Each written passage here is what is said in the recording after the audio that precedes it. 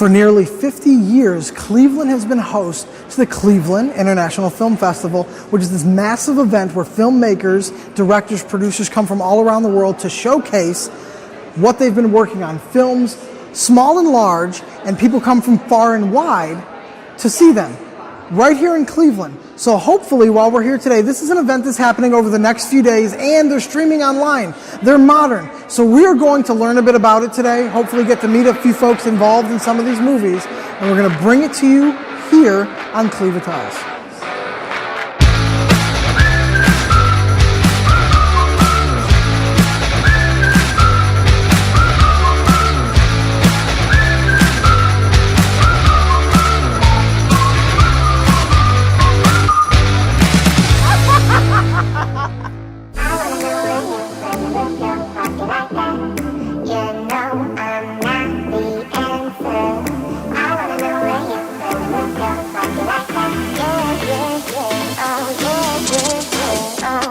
We're here at the Cleveland International Film Festival with Patrick Shepard, and I appreciate you being here with us.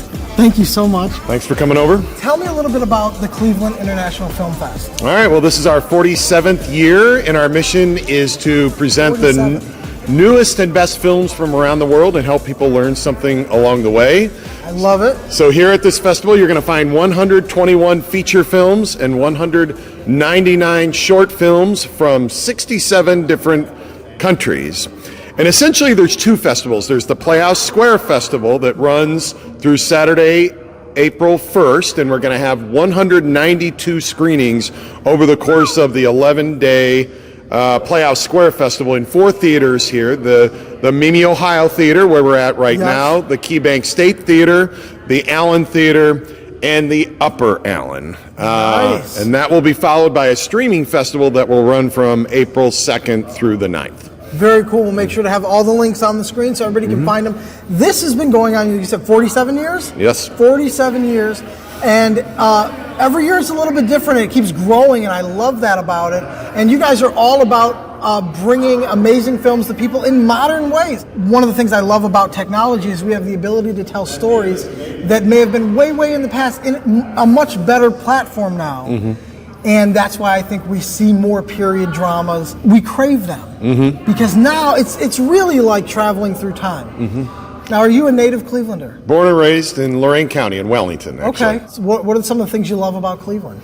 Oh, I just think that there's so many cultural assets here. I mean, you know, think about the Cleveland Metro Parks, Lake Erie, you know, just all of the towpath trail that runs for over 100 miles from basically the mouth of the Cuyahoga all the way down to Tuscarawas County. And we're so fortunate that it has an incredible arts community as well. Playhouse Square is the second largest performing arts center in the United States outside of Lincoln Center in New York City. And how lucky are we as Clevelanders to have this destination right on Euclid Avenue? And how lucky is the festival to be a resident company of Playhouse Square? Absolutely. Artistic expression has always been big here. That's never changed. In every generation, it's just reaffirmed over and over and over again. And I think that's probably why the Cleveland International Film Festival does so well. It's been around for 47 years is because this is a hub for artistic expression. The theater that we're standing in is over 100 years old, and many of these theaters were purposed as silent movie houses back in the day, and vaudeville stages as well. So we, as the festival, just love repurposing these theaters back to their original use.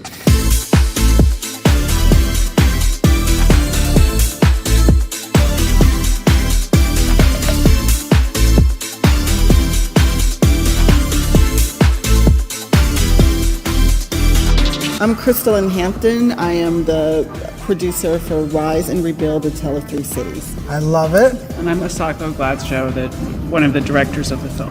You're in Cleveland showcasing your film, and you haven't been here very long. You're here for the Film Fest. You now know that Cleveland's the greatest location in the nation, right? Of course.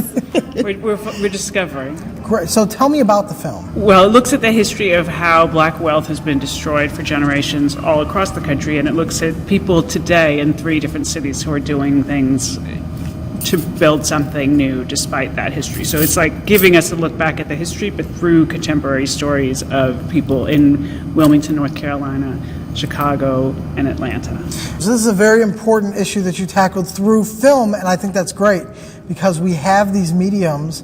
Why not use them in an artistic? I feel like that's probably the best way to get any message across, but history especially. It's modern day sort of griot, if you think of like African storytelling and how things are passed on. So we're putting it in a different medium. Absolutely. You're utilizing a medium that's so powerful and so impactful and so wide-reaching. Exactly. I totally agree with that. And that's the beauty of working in film, because there's so many different ways to tell a story. When you bring it to someone through this medium, it opens the door to discussion. It lets people know that might not necessarily be comfortable starting the conversation. It gives them the platform and the, okay, let's talk about this.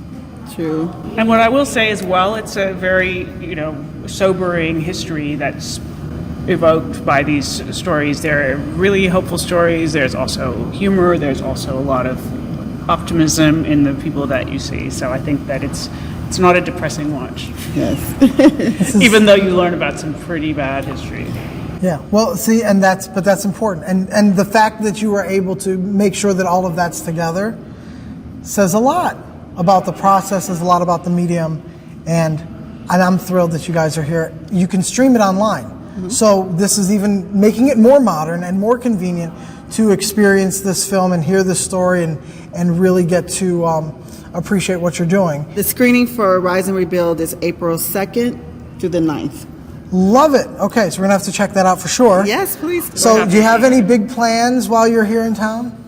We definitely want to check out some of the other films in the festival, because that's important for us as filmmakers to support our contemporaries. Fellow filmmakers, Yeah. Absolutely. So we definitely want to make sure that we are part Artists helping artists is like my favorite thing. It's probably a hashtag, and I would wear it on a hat. Artists want to help other artists. If you see another artist doing well, you're happy for them. You can usually spot an artist in the room. Easily. And it's not even by how they look. It's the energy that they put off. You can tell immediately. You just want to hug them. Right. That's an artist thing, 100%. Yeah. Thank you so much for talking with us. Thanks for having us. I hope you get to explore not only the films, but more of Cleveland while you're here. Good luck on your film. We're going to put all the information on the screen, and it's the website you shared with us to stream it. Is there another website, or that's the one?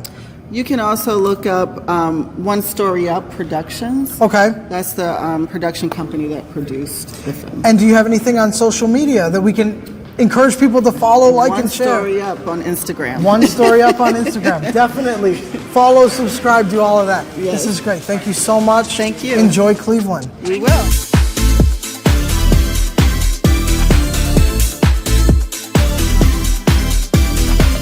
So I'm from Cleveland. Everyone knows I'm from Cleveland, right? Yeah, 118,000 followers. We've almost doubled in the past year, I think. We're here at the Cleveland International Film Festival. Absolutely. 47 years. Yep.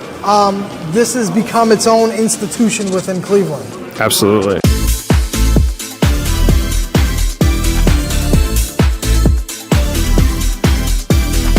One of the things that anyone, especially if you're not from Cleveland, and you get to experience Playhouse Square, is when you walk through these theaters, the ceilings, the walls, it's immaculate. We keep up with it. There's been several times in our history where we've revitalized it, but we stay true to the original architecture, to the original art, to the original vibrance of it.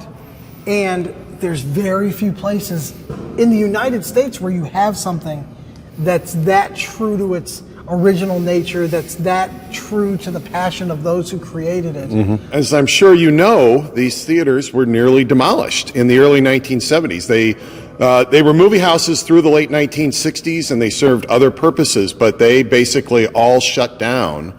And there was a wrecking ball on Euclid Avenue because this was going to be a parking lot.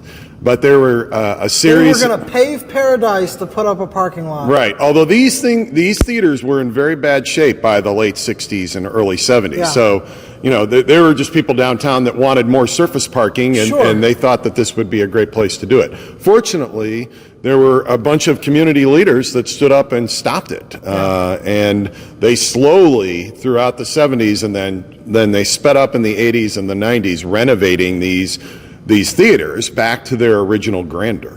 And that's another thing when and we celebrate the fact that we've done that. You can see on the wall the transformation over time. And we say, especially when you're going through a museum and you see maybe a space that you might be standing in and how it's changed over time. Or sometimes I like looking at the statues. The statue's been there, but around it's changed, and so you see the different things that have changed, but this has remained the same. Everyone check it out. The Cleveland International Film Fest. All the stuff's on the screen. You can find it in the article as well. Click the links. Follow. This is a great event. 47 years, and we're going to be here for the 50th. Maybe we'll be here for the 48th. We'll do something every year. I mean, it happens every year, and it keeps getting bigger and better, right? Love to have you back.